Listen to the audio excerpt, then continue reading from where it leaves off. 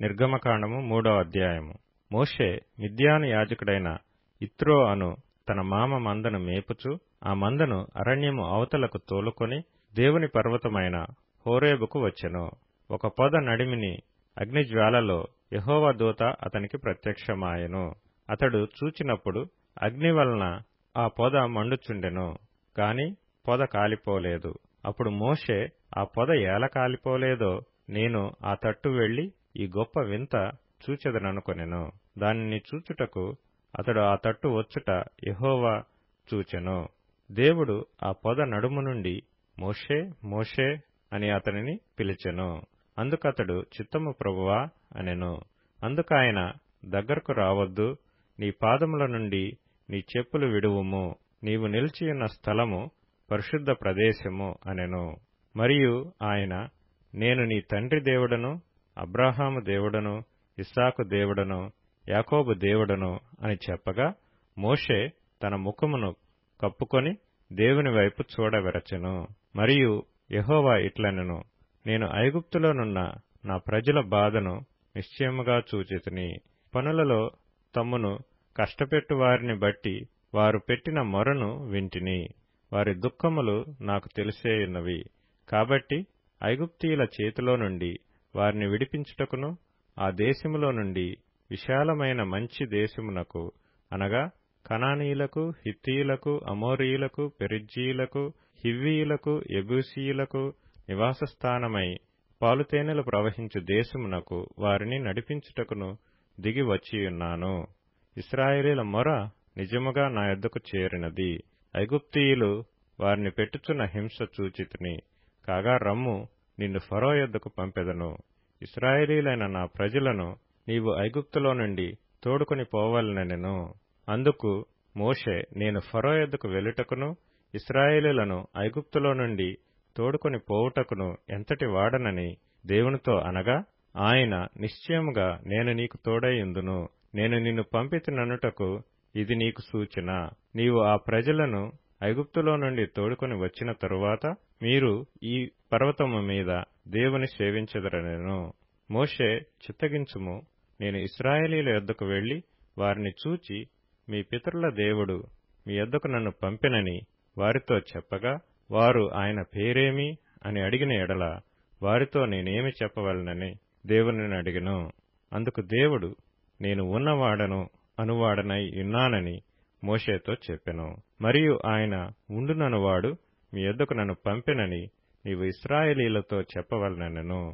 మరియు దేవుడు మోషేతోనిట్లనెను, మీ పితరుల దేవుడైన యెహోవా, అనగా అబ్రాహాము దేవుడు, ఇస్సాకు దేవుడు, యాకోబు దేవుడు నైన యెహోవా మీ యొద్దకు నన్ను పంపెనని నీవు ఇశ్రాయేలీలతో చెప్పవలెను.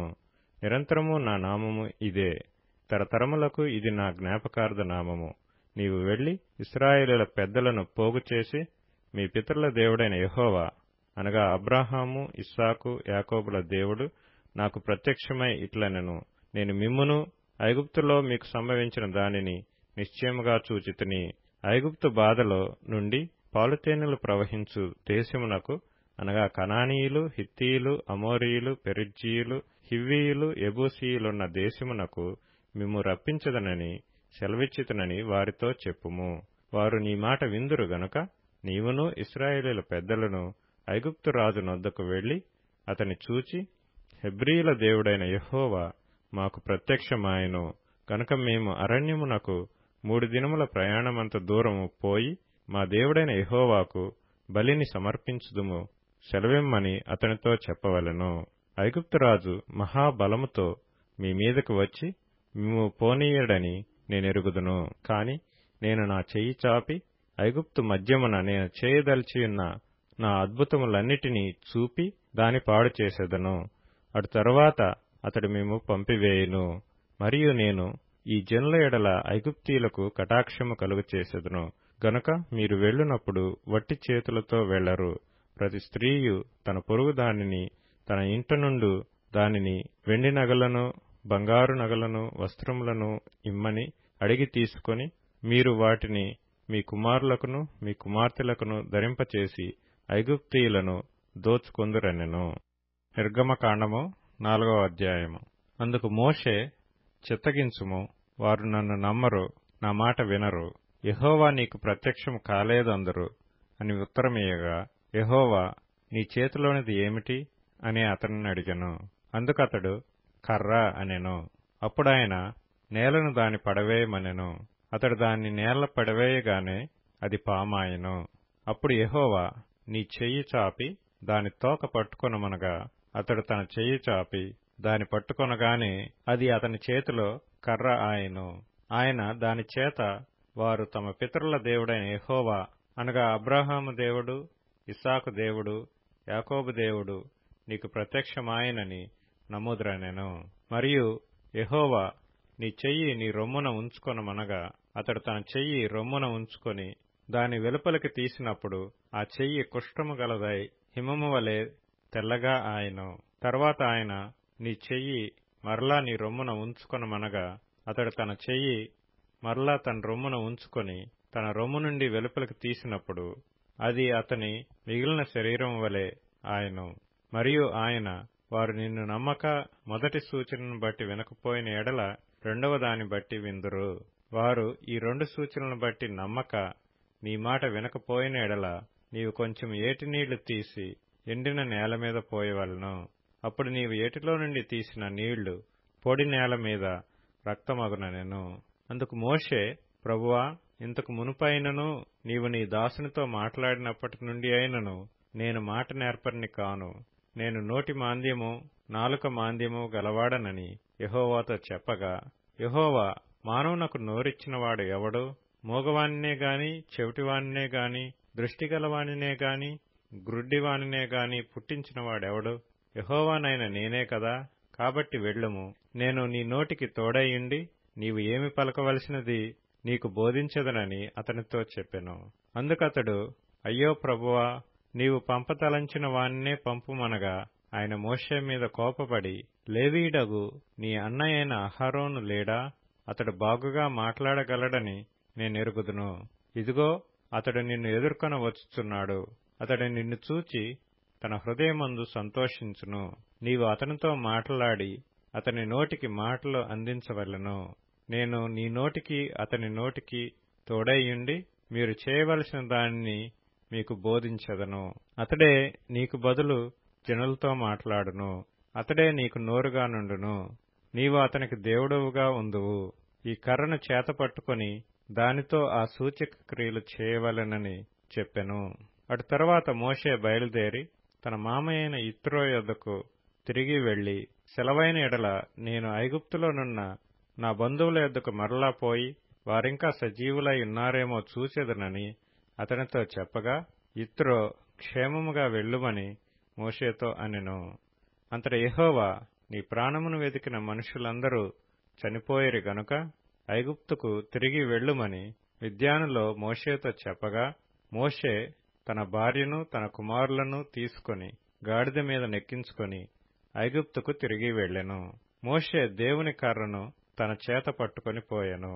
అప్పుడు యెహోవా మోషేతో ఇట్లనెను, నీవు ఐగుప్తునందు తిరిగి చేరిన తరువాత చేయుటకు నేను నీకిచ్చిన మహత్కార్యములన్నీయు ఫరో ఎదుట చేయవలెను సుమీ. అయితే నేను అతని హృదయమును కఠినపరచెదను, అతడు ఈ జనులను పోనీయడు. అప్పుడు నీవు ఫరోతో, ఇశ్రాయేలు నా కుమారుడు, నా జ్యేష్ఠపుత్రుడు, నన్ను సేవించున్నట్లు నా కుమారుని పోనిమ్మని నీకు ఆజ్ఞాపించుచున్నాను. వాని పంపనొల్లని ఎడల, ఇదిగో నేను నీ కుమారుని నీ జ్యేష్ఠపుత్రుని చంపెదనని యెహోవా సెలవిచ్చుచున్నాడని అతనితో చెప్పుమనెను. అతడు పోవు మార్గమున సత్రములో యెహోవా అతనిని ఎదుర్కొని అతని చంప చూడగా, సిప్పోరా వాడిగల రాయి తీసుకొని తన కుమారునికి సున్నతి చేసి అతని పాదముల యొద్ద అది పడవేసి, నిజముగా నీవు నాకు రక్త సంబంధమైన పెనిమిటి వైతువనెను. అంతటా ఆయన అతనిని విడిచెను. అప్పుడు ఆమె, ఈ సున్నతిని బట్టి నీవు నాకు రక్త సంబంధమైన పెనిమిటి వైతివనెను. మరియు యెహోవా మోషేను ఎదుర్కొనుటకు అరణ్యములోనికి వెళ్ళుమని అహరోనుతో చెప్పగా, అతడు వెళ్లి దేవుని పర్వతమందు అతన్ని కలుసుకొని అతని ముద్దు పెట్టుకొనెను. అప్పుడు మోషే తన్ను పంపిన యెహోవా పలుకుమన్న మాటలన్నిటినీ ఆయన చేయనాజ్ఞాపించిన సూచక క్రియలన్నిటినీ అహరోనుకు తెలిపెను. తరువాత మోషే అహరోనులు వెళ్లి ఇశ్రాయేలీయుల పెద్దలనందరినీ పోగు చేసి యెహోవా మోషేతో చెప్పిన మాటలన్నీయు అహరోను వివరించి జనుల ఎదుట ఆ సూచక క్రియలను చేయగా జనులు నమ్మిరి. మరియు యెహోవా ఇశ్రాయేలీయులను చూడవచ్చి తమ బాధను కనిపెట్టినను మాట జనులు విని తలవంచుకొని నమస్కారము చేసిరి. కీర్తనల గ్రంథం 17వ కీర్తన. యెహోవా లెమ్ము, వానిని ఎదుర్కొని వానిని పడగొట్టుము. దుష్టుని చేతిలో నుండి నీ ఖడ్గము చేత నన్ను రక్షింపుము. లోకుల చేతిలో నుండి, ఈ జీవితకాలములోనే తమ పాలు పొందిన ఈ లోకుల చేతిలో నుండి నీ హస్తబలము చేత నన్ను రక్షింపుము. నీవు నీ దానములతో వారి కడుపు నింపుచున్నావు. వారు కుమారులు కలిగి తృప్తి నొందుదురు. తమ ఆస్తిని తమ పిల్లలకు విడిచిపెట్టుదురు. నేనైతే నీతి గలవాడనై నీ ముఖ దర్శనము చేసెదను. నేను మేల్కొనున్నప్పుడు నీ స్వరూప దర్శనముతో నా ఆశను తీర్చుకొందును. సామెతలు 3వ అధ్యాయం. మేలు చేయుట నీ చేతనైనప్పుడు దాని పొందగోరిన వారికి చేయకుండా వెనుక తీయకుము. ద్రవ్యము నీ యొద్ద నుండగా రేపు ఇచ్చేదను పోయి రమ్మని నీ పొరుగువానితో అనవద్దు. నీ పొరుగువాడు నీ యొద్ద నిబ్బరముగా నివసించున్నప్పుడు. మత్తయి సువార్త 19వ అధ్యాయం. యేసు తన శిష్యులను చూచి, ధనవంతుడు పరలోక రాజ్యంలో ప్రవేశించుట దుర్లభమని మీతో నిశ్చయముగా చెప్పుచున్నాను. ఇదిగాక ధనవంతుడు పరలోక రాజ్యములో ప్రవేశించుట కంటే సూది బెజ్జములో ఒంటె దూరుట సులభమని మీతో చెప్పుచున్నానెను. శిష్యులు ఈ మాట విని మిక్కిలి ఆశ్చర్యపడి, అలాగైతే ఎవడు రక్షణ పొందగలడని అడుగగా, యేసు వారిని చూచి, ఇది మనుషులకు అసాధ్యమే గాని దేవునికి సమస్తమును సాధ్యమని చెప్పెను. పేతురు, ఇదిగో మేము సమస్తమును విడిచిపెట్టి నిన్ను వెంబడించితిమి గనుక మాకేమి దొరుకునని ఆయనను అడుగగా, యేసు వారితో ఇట్లనెను, ప్రపంచ పునర్జననమందు మనుష్య కుమారుడు తన మహిమగల సింహాసనము మీద ఆసీనుడయ్యుండునప్పుడు నన్ను వెంబడించిన మీరును 12 సింహాసనముల మీద ఆసీనులై ఇశ్రాయేలు 12 గోత్రముల వారికి తీర్పు తీర్చుదురు. నా నామము నిమిత్తము అన్నదమ్ములనైనను అక్క చెల్లెండ్రనైనను తండ్రినైనను తల్లినైనను పిల్లలనైనను భూములనైనను ఇండ్లనైనను విడిచిపెట్టిన ప్రతివాడును 100 రెట్లు పొందును. ఇదిగాక నిత్య జీవమును స్వతంత్రించుకొనును. మొదటివారు అనేకులు కడపటివారగుదురు, కడపటివారు మొదటివారగుదురు. మత్తయి సువార్త 20వ అధ్యాయము. ఏలయనగా పరలోక రాజ్యము ఒక ఇంటి యజమానుని పోలియున్నది.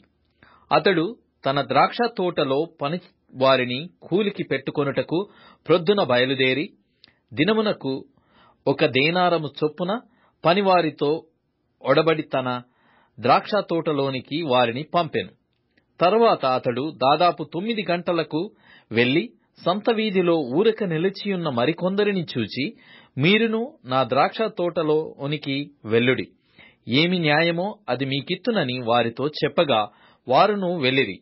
దాదాపు 12 గంటలకును 3 గంటలకును అతడు మరల వెళ్లి అలాగే చేసెను. తిరిగి దాదాపు 5 గంటలకు వెళ్లి మరికొందరు నిలిచియుండగా చూచి, ఇక్కడ దినమంతయు మీరెందుకు ఊరకనే నిలిచియున్నారని వారిని అడగగా, వారు ఎవడునూ మమ్మను కూలికి పెట్టుకొనలేరని. అందుకతడు, మీరును నా ద్రాక్ష తోటలోనికి వెళ్ళుడనెను. సాయంకాలమైనప్పుడు ఆ ద్రాక్ష తోట యజమానుడు తన గృహ నిర్వాహకుని చూచి పనివారిని పిలిచి, చివర వచ్చినవారు మొదలుకొని మొదట వచ్చిన వారి వరకు వారికి కూలి ఇమ్మని చెప్పెను. దాదాపు 5 గంటలకు కూలికి కుదిరిన వారు వచ్చి ఒక్కొక్క దేనారము చొప్పున తీసుకొనిరి. మొదట వారు వచ్చి తమకు ఎక్కువ దొరకుననుకొనిరి గాని వారికిని ఒక్కొక్క దేనారము చొప్పుననే దొరకెను. వారది తీసుకొని, చివర వచ్చిన వీరు 1 గంట మాత్రమే పనిచేసినను పగలంతయు కష్టపడి ఎండ బాధ సహించిన మాతో వారిని సమానము చేసితివే అని ఆ ఇంటి యజమానుని మీద సనుగుకొనిరి. అందుకతడు వారిలో ఒకని చూచి, స్నేహితుడా, నేను నీకు అన్యాయము చేయలేదే, నీవు నా యొద్ద 1 దేనారమునకు ఒడబడలేదా? నీ సొమ్ము నీవు తీసుకొని పొమ్ము. నీకిచ్చినట్టే కడపట వచ్చిన వీరికిచ్చుటకును నాకిష్టమైనది. నాకిష్టము వచ్చినట్టు నా సొంత సొమ్ముతో చేయుట న్యాయము కాదా? నేను మంచివాడనైయున్నందున నీకు కడుపు మంటగా ఉన్నదా అని చెప్పెను. ఈ ప్రకారమే కడపటివారు మొదటివారగుదురు, మొదటివారు కడపటివారగుదురు. యేసు యెరూషలేమునకు వెళ్లనయ్యున్నప్పుడు ఆయన 12 మంది శిష్యులను ఏకాంతముగా తీసుకుని పోయి మార్గమందు వారితో ఇట్లనెను, ఇదిగో యెరూషలేమునకు వెళ్ళుచున్నాము. అక్కడ మనుష్య కుమారుడు ప్రధాన యాజకులకును శాస్త్రులకును అప్పగింపబడును. వారాయనకు మరణశిక్ష విధించి ఆయనను అపహసించుటకును, కొరడాలతో కొట్టుటకును, సిలువ వేయుటకును అన్యజనులకు ఆయనను అప్పగింతురు. 3వ దినమున ఆయన మరలా లేచును.